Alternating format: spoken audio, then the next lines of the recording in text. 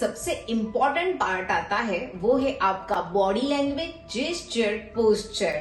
तो ये इतना क्यों इंपॉर्टेंट होता है?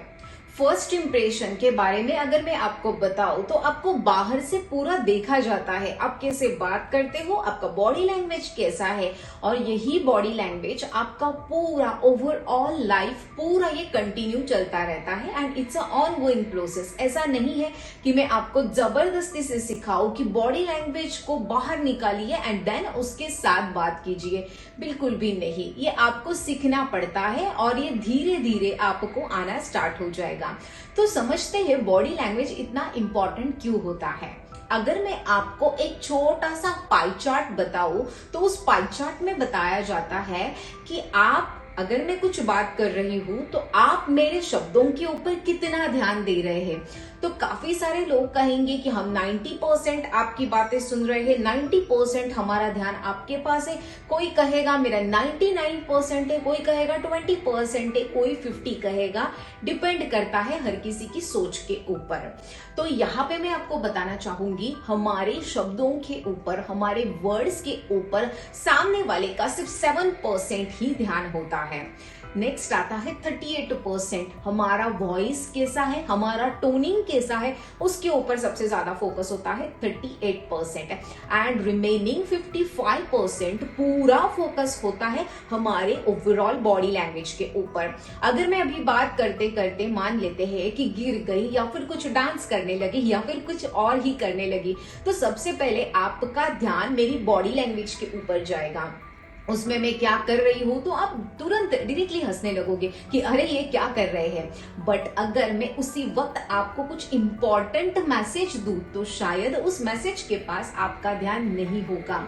और यही बताता है हमारा पूरा पाई चार्ट। 7% सिर्फ लोग ध्यान देते हैं शब्दों के ऊपर, 38% फोकस होता है आपका वॉइस एंड टोन, जबकि 55% पूरा फोकस होता है हमारे बॉडी लैंग्वेज के ऊपर। हमारा ड्रेसिंग अपीयरेंस कैसा है वो पूरा हमें बाहर से जज करते हैं। अच्छा इन्होंने ऐसा पहना है, इसकी एक्सेसरीज ये है, अच्छा इनका बॉडी लैंग्वेज ऐसे है, तो ये सारी चीजें जज की जाती है।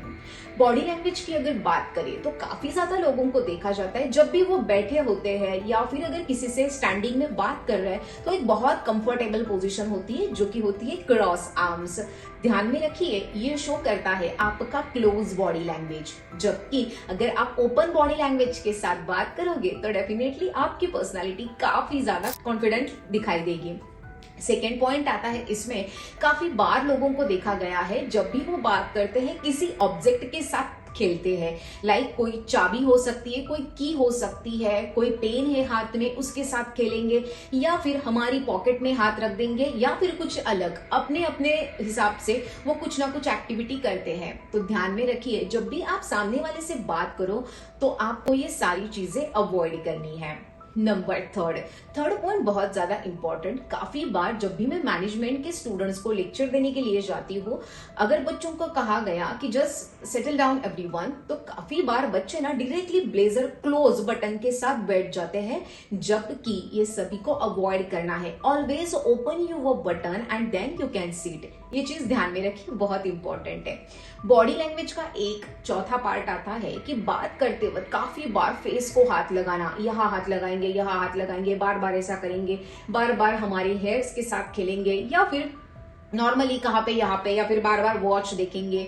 ये जो आप हैंड मूवमेंट करते हो इसे आपको हमेशा के लिए अवॉइड करना है। नंबर 5, बात करते वक्त आपका ये जो बॉडी लैंग्वेज है बहुत ज्यादा फास्ट नहीं होना चाहिए, आपका वर्ड्स के साथ होना चाहिए। ये चीज ध्यान में रखिए। नंबर 6, अगर आप किसी टेबल के ऊपर किसी से डिस्कशन के लिए बैठे हो तो ध्यान में रखिए वहां पे आप इस प्रकार से नहीं बजा सकते।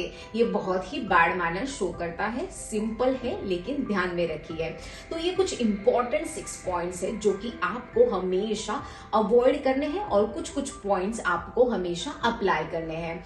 देन आता है सिटिंग पोजीशन जो कि बहुत ही ज्यादा इंपॉर्टेंट होती है।